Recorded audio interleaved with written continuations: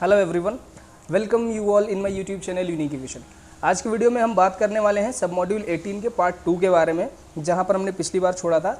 आज की वीडियो में हम बात करेंगे कोरोजन रिमूवल के असेसमेंट यानी कि इंस्पेक्शन के बारे में और रीप्रोटेक्शन यानी उसको दोबारा कैसे बचाएंगे इसके बारे में। ठीक है, तो सबसे पहली बात होती है कोरोजन रिमूवल से पहले कोरोजन असेसमेंट, यानी कि अगर आपको कहीं ये देखना है कि कोरोजन लगा हुआ है तो सबसे पहले आपको ये जांच करनी होगी, ये इंस्पेक्ट करना होगा कि क्या वहाँ पर एक्चुअल में कोरोजन है या नहीं है। ठीक है, तो उसके लिए कुछ प्रिवेंटिव मेंटेनेंस होते हैं जो मैन्युफैक्चरर और ऑपरेटर अपने अपने लेवल पर करते हैं। कैसे करते हैं, एक हम एग्जांपल देखते हैं।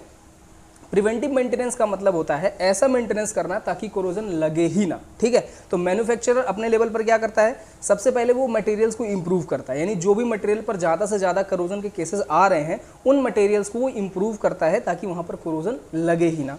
दूसरा है सरफेस ट्रीटमेंट, यानी जो भी सरफेस जहाँ पर भी बार बार कोरोजन के केसेस आ रहे हैं उन सरफेसेस को ट्रीट करना किसी और सब्सटेंस से, किसी पेंट से या किसी भी ऐसी चीज़ों से ताकि वहाँ पर कोरोजन ना लगे। ठीक है, इसी तरह से ऑपरेटर अपने लेवल पर कोरोजन को कैसे प्रिवेंट करता है, एडिक्वेट क्लीनिंग से, यानी कि टाइम टू टाइम क्लीनिंग करना ताकि कोरोजन ना लगे। इसके अलावा पीरियोडिक ल्यूब्रिकेशन से, कुछ ऐसे पार्ट्स होते हैं जहाँ पर ल्यूब्रिकेशन बहुत ज़्यादा ज़रूरी होता है, अगर आप उसे प्रॉपरली ल्यूब्रिकेट नहीं करोगे तो वहाँ पर कोरोजन लगने के चांसेस ज़्यादा होते हैं।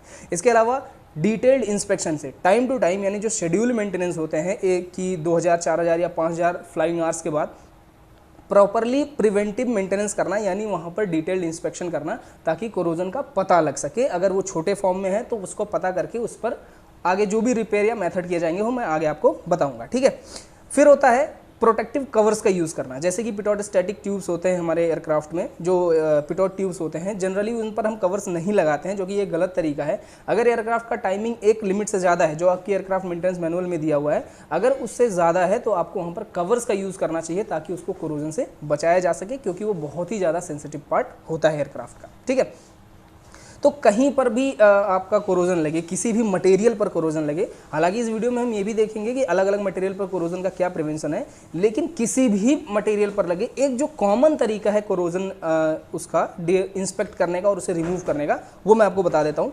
सबसे पहले आपको इंस्पेक्शन करके ये पता करना होता है कि कोरोजन कन्फर्म्ड है या नहीं है, यानी जो भी आप पार्ट को देख रहे हो वो कोरोजन से ग्रसित है या फिर नहीं है।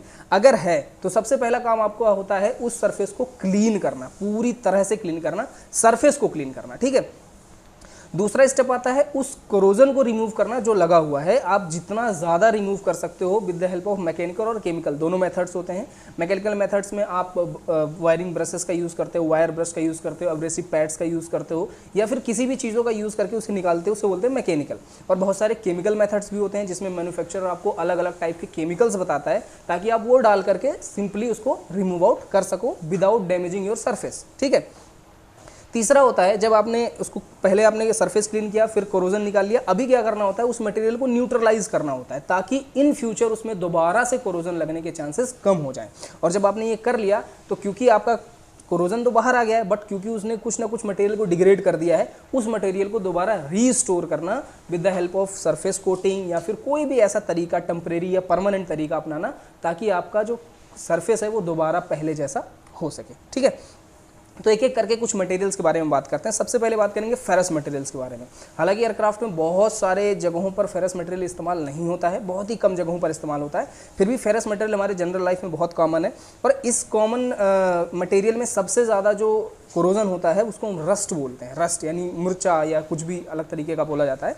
ये रेडिश ब्राउन कलर का होता है और ये तब होता है जब फेरस मटेरियल ऑक्सीडाइज हो जाता है। ठीक है, ऑक्सीडाइज होने की वजह से ये अपने ऊपर एक लेयर फॉर्म करता है जो इसी मटेरियल को ही डिग्रेड करने लग जाता है। ठीक है, इसकी कुछ प्रॉपर्टीज़ ये हैं कि ये ईजिली आप डिडक्ट कर सकते हो, क्योंकि ये रेडिश ब्राउन कलर का होता है तो आप इजीली इसे डिडक्ट कर सकते हो। ठीक है, दूसरा इसका जो सबसे बड़ा डिसएडवांटेज ये बहुत ही ईजिली और बहुत ही तेज़ी से के साथ स्प्रेड होता है, यानी बहुत ही जल्दी फैल जाता है, तो इसका रोकथाम जो है बहुत ज़्यादा ज़रूरी होता है। अगर आप किसी भी तरह से आपको ये सस्पेक्ट होता है कि यहाँ पर कोरोजन की प्रॉपर्टीज़ हैं तो आपको वही तरीका अपनाना है जो मैंने आपको पहले बताया है, कॉमन तरीका। सबसे पहले सरफेस क्लीन करना है, उसके बाद कोरोजन को क्लीन करना है, कोरोजन को क्लीन करने के बाद उसे न्यूट्रलाइज करना है और फिर से आपको सरफेस की कोटिंग करनी है। ठीक है, तो ये तो बात हो गई आपके फेरस मटेरियल्स की।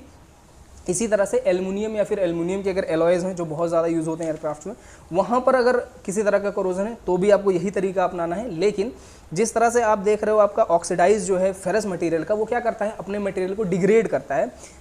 इसके जस्ट अपोजिट जो एल्यूमिनियम और एल्यूमिनियम के अलॉयज़ होते हैं, अगर उसमें किसी तरह का कोरोजन होता है तो वो कोरोजन ऑक्सीडाइज होने की वजह से होते हैं, बट वो जो लेयर फॉर्म करते हैं वो अपने नीचे वाले मेटल को प्रिवेंट कर देते हैं। ठीक है, तो हालांकि ये भी है कोरोजन ही, बट ये इतना ज़्यादा जो है आपके मटेरियल को डिग्रेड नहीं करता जितना फेरस के रस्ट कर देते हैं। ठीक है, तो ये बहुत ज़्यादा रिएक्टिव होता है। यूजुअली आप इसको डिटेक्ट कर सकते हो इजीली, जो है ये वाइट कलर का होता है, जैसे वो रेडिश ब्राउन होता है, ये वाइट कलर का होता है। इजीली आप इसे डिटेक्ट कर सकते हो। इसके लिए आप क्या करना है, इसमें ध्यान ये रखना है कि अगर ये बहुत लॉन्ग टाइम तक ये कोरोजन चलता है तो ये इंटरग्रेनुलर कोरोजन, स्ट्रेस कोरोजन और पिग कोरोजन की तरह के अलग अलग टाइप के कोरोजन जो है क्रिएट करता है। वो हम कोरोजन वाली वीडियो में देखेंगे। ठीक है, प्रिवेंशन क्या है, तो वही मैंने बताया, सबसे पहले आपको क्लीन करना है, फिर उसको न्यूट्रलाइज करना है और दोबारा उसको सरफेस कोटिंग करनी है, या फिर रिस्टोरेशन का जो भी तरीका आपके पास अवेलेबल है उसको इस्तेमाल करना है। ठीक है, इसके अलावा आता है मैग्नीशियम। मैग्नीशियम क्या है, इजीली भी डिटेक्ट हो जाता है। ये क्या है, वाइट छोटे छोटे बहुत सारे स्पॉट्स बन जाते हैं। और मैग्नीशियम का कोरोजन जो है वो पूरी तरह से यूनिफॉर्म नहीं होता है कि सरफेस पे कहीं भी हो जाएगा। ये जनरली एजेस पे होते हैं, जैसे अगर कोई मटेरियल है उसके जो एजेस हैं वहाँ पर इजीली हो जाएगा। कोई अगर आपने वॉशर यूज़ किया तो वॉशर के नीचे इसके होने के चांसेस बहुत ज़्यादा होते हैं। ऐसे कंडीशंस में आपको क्या करना है, रिमूवल के वही दो तरीके यहाँ भी अवेलेबल है, मैकेनिकल और केमिकल। मैकेनिकल में आप क्या क्या यूज़ करोगे, एब्रेसिव पैड्स का यूज़ करोगे, वायर्स का यूज़ कर सकते हो। हालांकि जो वायर ब्रश होता है उसका यूज़ हम मैग्नीशियम पे नहीं करते हैं, क्योंकि मैग्नीशियम क्या है कि स्मूथ मटेरियल है, तो उससे डैमेज के चांसेस ज़्यादा होते हैं। तो केमिकल मेथड सबसे बेस्ट है, आप केमिकल मेथड यूज़ करके इसे रिमूव और न्यूट्रलाइज कर सकते हो, और दोबारा इसको रिस्टोर करना तो कंपलसरी है ही है। ठीक है, जनरली जो इसमें केमिकल यूज़ करते हैं हम क्रोमिक एसिड और सल्फ्यूरिक एसिड को मिला करके 5 to 20 मिनट्स के लिए अगर हम अप्लाई करते हैं तो ईजिली हम इसको न्यूट्रलाइज कर सकते हैं। ठीक है, फिर आता है आपका टाइटेनियम। अब टाइटेनियम क्या है, खुद ही कोरोजन रेजिस्टेंट मटेरियल है, यानी कि इसमें जल्दी कोरोजन नहीं होता है। लेकिन अगर बहुत ज़्यादा हाईयर टेम्परेचर पर सॉल्ट का प्रेजेंस हो तो टाइटेनियम में भी कोरोजन लगने के चांसेस बढ़ जाते हैं। ठीक है, हालांकि इसमें इतना ज़्यादा कोरोजन नहीं होता है, लेकिन फिर भी इसके प्रिवेंशन के लिए कुछ चीज़ें हैं, जैसे कि आपको डिसिमिलर मेटल कोरोजन बहुत टाइप के होते हैं, उसमें एक होता है डिसिमिलर मेटल कोरोजन, जहाँ पे अगर अलग अलग टाइप के मेटल्स आपस में रहते हैं तो वो एक तरह से बैटरी का इस्तेमाल, बैटरी की तरह बिहेव करने लग जाते हैं और वहाँ पर कोरोजन होता है। ठीक है, ये हम कोरोजन वाली वीडियोज़ में देखेंगे। तो डिसिमिलर मेटल से बचाना इसको बहुत ज़्यादा ज़रूरी होता है, जितना हो सके ज़्यादा से ज़्यादा इसकी क्लीनिंग करनी भी ज़रूरी होती है, ताकि टाइटेनियम में जो है कोरोजन ना लगे। ठीक है, तो आज की वीडियो में इतना ही। अगर कुछ नहीं समझ में होगा तो आप कमेंट कर सकते हैं, अगर वीडियो अच्छी लगी हो तो लाइक, शेयर और सब्सक्राइब कर सकते हैं। ठीक है, इसके आगे की वीडियोज़ जो है हम अगले वीडियोज़ में देखेंगे। Okay, thank you.